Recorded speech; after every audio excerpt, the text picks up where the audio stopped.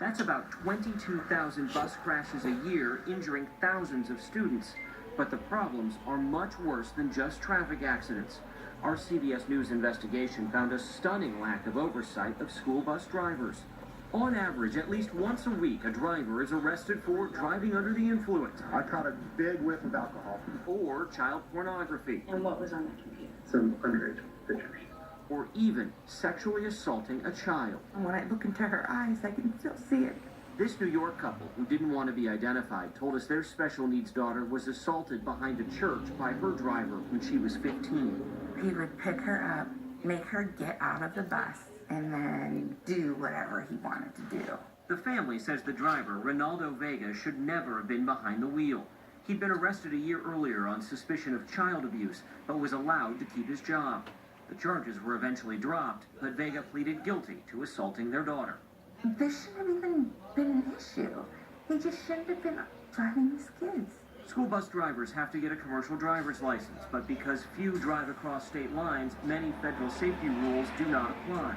So while drivers with disqualifying medical conditions would not be able to work for a company like Greyhound, they could drive a school bus. Transportation attorney Steve Gersten. Truck drivers that are driving heads of lettuce or television sets actually have to meet higher safety standards than the people that drive our children on school buses. This driver was busted for DUI in Connecticut, one of only 2 states keeping track of all drivers arrested on the job. 21 states told us no school bus drivers had been charged with DUI in the past 3 years, but we found at least one such arrest in each of those states. There are no universal standards. So there's nothing that automatically will disqualify a school bus driver who, let's say, has an extensive criminal background or DUIs or has caused too many crashes. Alexander Rodriguez was hired to drive a school bus in Tennessee, even though his background check flagged criminal charges in New Jersey for having a weapon and drugs in a school zone. A few years later, he pleaded guilty to the statutory rape of a 15-year-old student who rode his bus. Parents assume when they put their children on a school bus that that driver is safe. These parents really need to be asking who's driving their children. Complicating the situation, last year 90% of school districts reported a shortage of bus drivers.